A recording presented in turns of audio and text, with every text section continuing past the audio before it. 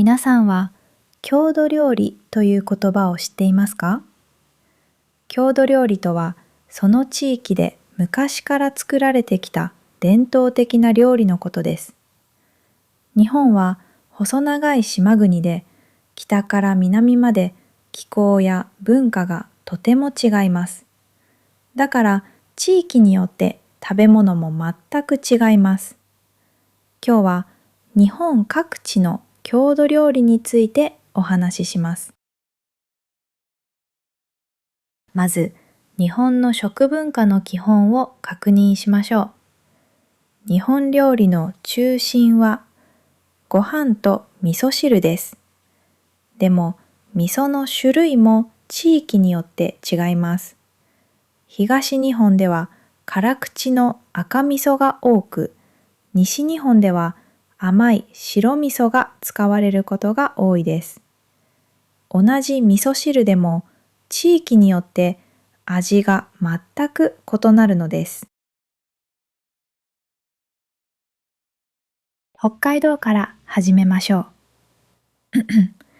北海道は日本の最北端にある大きな島です。寒い気候と豊かな自然のおかげで、新鮮な海産物と乳製品が有名です。石狩鍋は北海道を代表する郷土料理です。鮭と野菜を味噌で煮た温かい鍋料理で、寒い冬にぴったりです。北海道といえばラーメンも忘れられません。札幌の味噌ラーメンは日本全国で人気があります。濃厚な味噌スープにバターやコーンを乗せた札幌ラーメンは、寒い北海道の冬に合うように生まれた料理です。今では日本を代表するラーメンの一つになりました。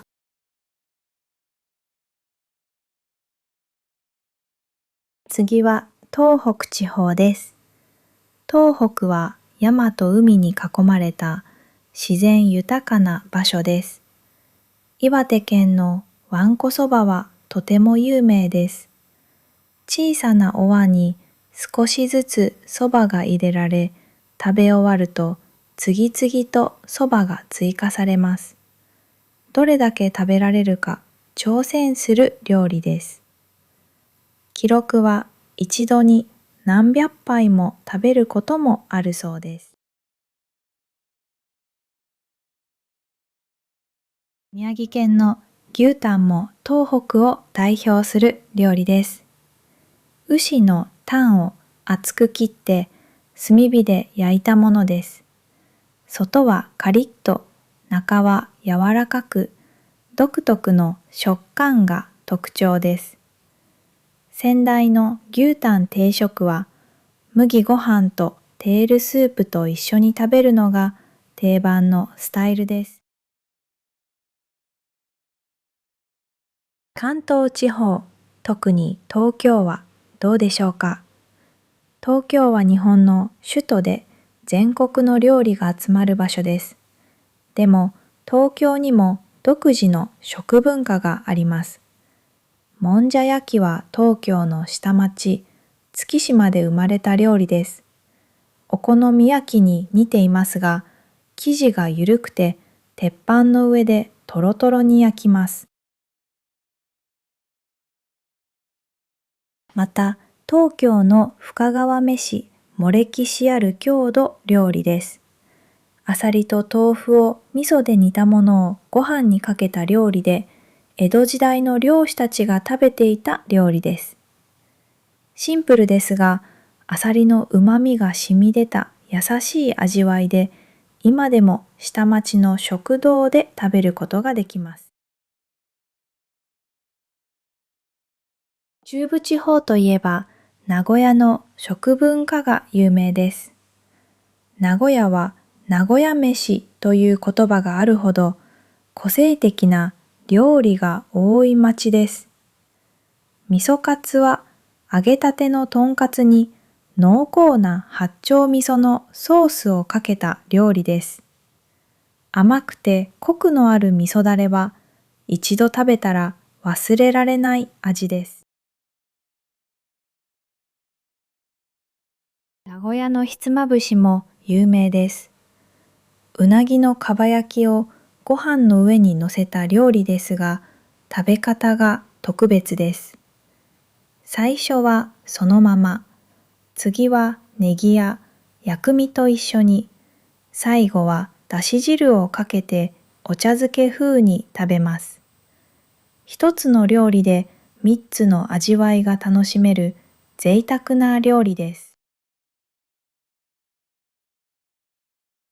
関西地方は日本の食文化の中心とも言われています。大阪は食い倒れの町と呼ばれるほど食べることへの情熱が強い町です。たこ焼きは大阪を代表する料理で、タコが入った丸い生地をソースとマヨネーズで味付けします。大阪の人はたこ焼き器を家に持っていることが多いと言われています。京都の料理は京料理として知られています。精進料理の影響を受けており、野菜や豆腐を使った上品な料理が多いです。湯豆腐は京都を代表するシンプルな料理で、昆布で取っただし汁で豆腐を温めて食べます。素材の味を大切にする京都の食文化がこの料理によく現れています。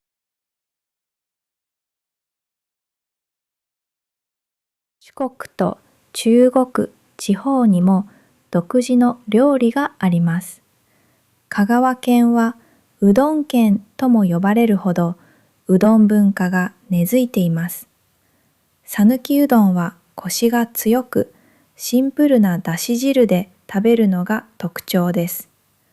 香川県には至るうちにうどん屋があり、地元の人は毎日のようにうどんを食べます。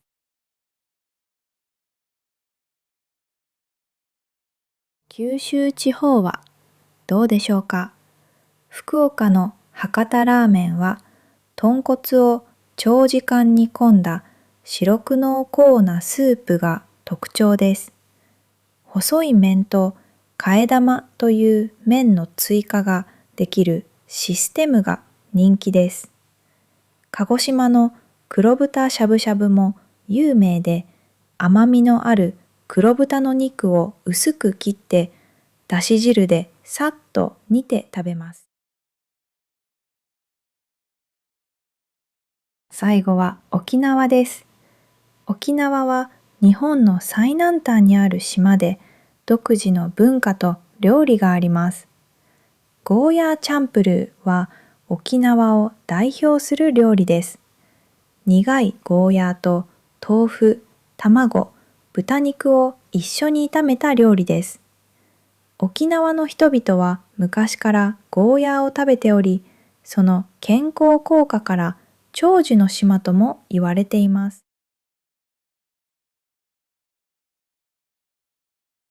今日は日本各地の郷土料理についてお話ししました。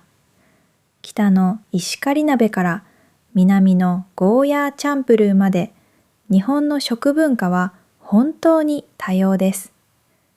同じ日本でも場所によってこんなに料理が違うのは、気候や歴史、文化の違いがあるからです。皆さんが一番食べてみたい郷土料理はどれですか？今日は日本の郷土料理のお話を聞いてくれてありがとうございました。北海道から沖縄まで日本列島を料理で旅した気分になりましたね。でもやっぱり本物の味はその土地に行って食べるのが一番です。皆さんはどの地域の料理が一番気になりましたか？ぜひコメントで教えてください。もしかしたら次のエピソードで深く紹介するかもしれません。この動画が良かったら、いいねとチャンネル登録をお願いします。また次の動画でお会いしましょう。お腹を空かせたまま見てしまった方、ごめんなさい。